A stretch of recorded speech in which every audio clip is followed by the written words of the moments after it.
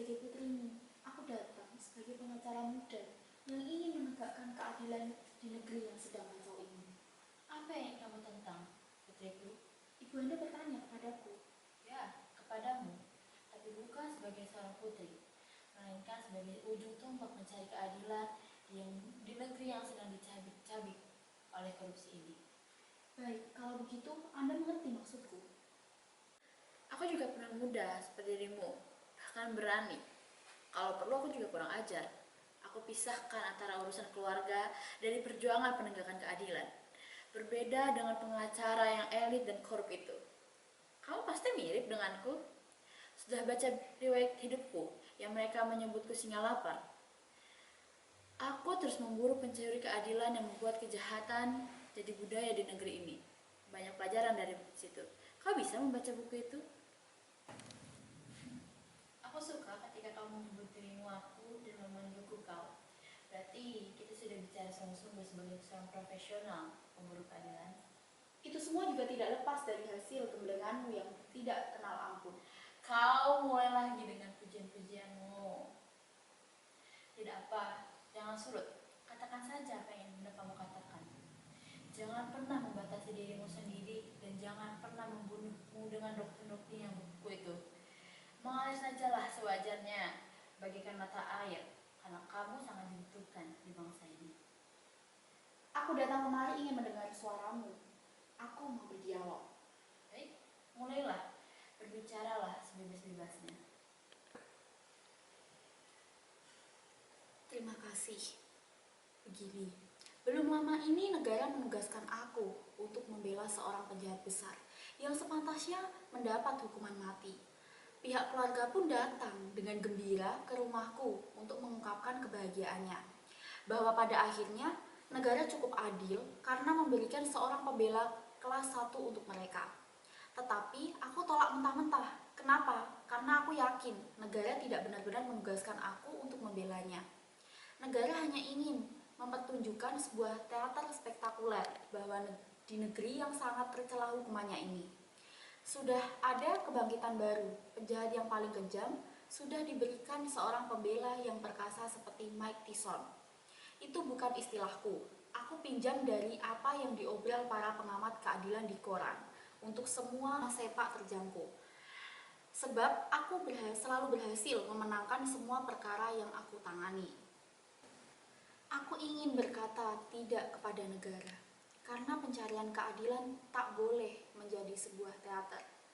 Tetapi mutlak hanya pencarian keadilan yang kalau perlu dingin dan beku.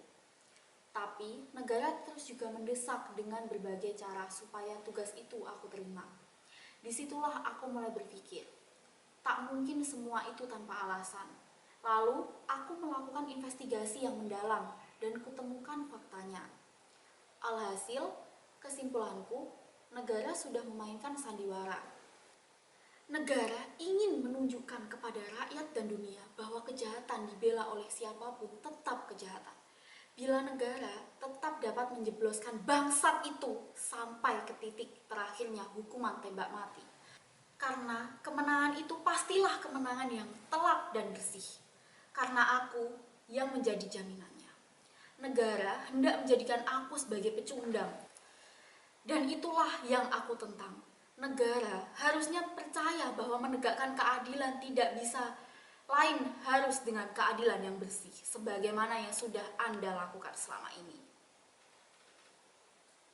Tapi, aku datang kemari bukan untuk meminta pertimbanganmu, apakah keputusanku untuk menolak itu tepat atau tidak. Aku datang kemari karena setelah negara menerima baik penolakanku, bajingan itu sendiri datang ke tempat kediamanku dan meminta dengan hormat supaya aku bersedia untuk membelanya. Lalu kamu terima itu? Bagaimana Anda tahu?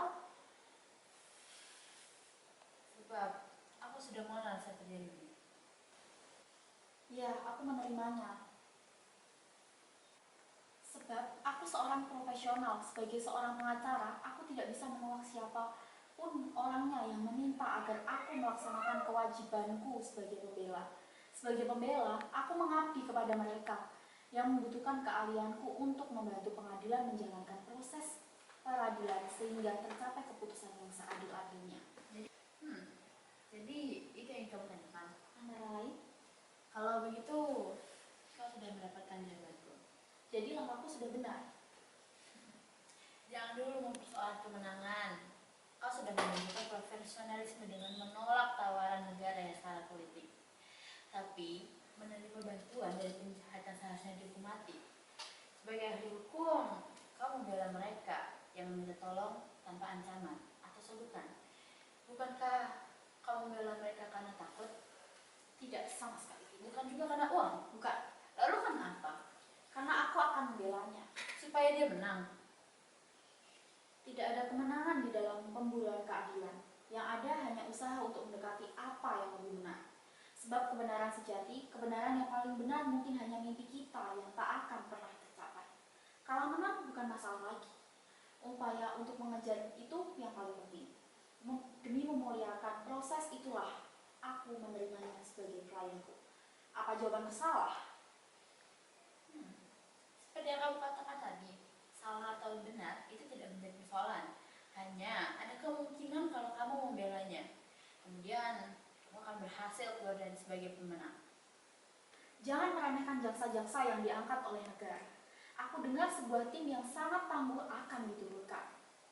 Tapi kamu akan menang. Perkaranya saja belum dimulai, bagaimana bisa tahu aku akan menang? Sudah bertahun-tahun aku hidup sebagai pengacara. Keputusan sudah biasa dibaca walaupun sebelum sidang. Bukan karena materi perkara itu, tetapi karena soal sampingan. Kamu sudah terlalu besar untuk kalah saat ini.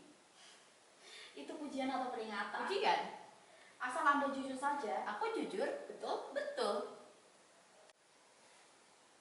Tapi kamu menerima membela penjahat itu bukan karena takut, bukan? Bukan, kenapa mesti takut? Mereka tidak mengancammu Mengancam bagaimana? dengan jumlah uang yang besar yang pada akhirnya adalah sebuah ancaman. Dia tidak memberikanmu angka-angka. Tidak. Sama sekali tidak bisa dibicarakan. Berapa mereka membayarmu? Tidak. Wah. Itu tidak profesional. Aku tak pernah mencari uang dari kesusahan orang. Tapi bagaimana kalau sampai dia menang? Negara akan mendapat pelajaran penting. Jangan main-main dengan kejahatan. Jadi, kamu akan memenangkan perkara itu? Berarti iya. Ya, aku akan memenangkannya dan aku akan menang. Gak usah kamu ulangi lagi bahwa kamu melakukan itu bukan karena takut, bukan juga karena kamu disogok. Betul? Ia minta tolong. Tanpa ancaman dan tanpa sogokan. Aku tidak takut. Dan kamu menerima tanpa harap akan mendapatkan balas jasa atau perlindungan balik saat kamu diperlakukan. Juga bukan karena kamu ingin memburu publikasi dari bintang-bintang penghargaan dari organisasi kemanusiaan di mancanegara yang benci negaramu, bukan? Betul? Kalau begitu, pulanglah nak.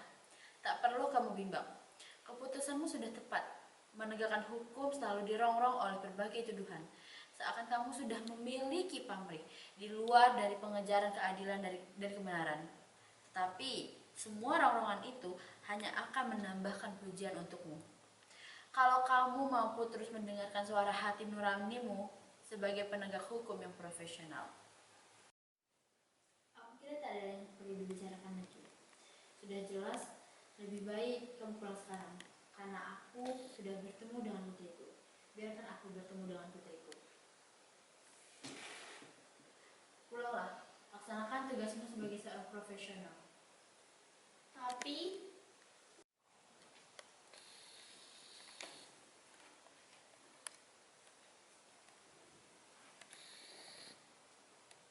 maaf, saya kira pertemuan harus diakhiri di sini. Beliau perlu banyak beristirahat. Selamat malam. Ya.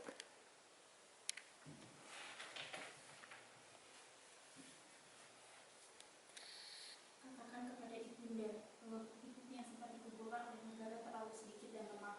Pengadilan ini terlalu tergesa-gesa. Aku akan memenangkan perkara ini, dan itu berarti akan membebaskan bajingan yang ditakuti dan dikutuk oleh seluruh rakyat di negeri ini untuk terbang lepas kembali seperti burung di udara. Dan semoga itu akan membuat negeri kita menjadi lebih dewasa secepatnya.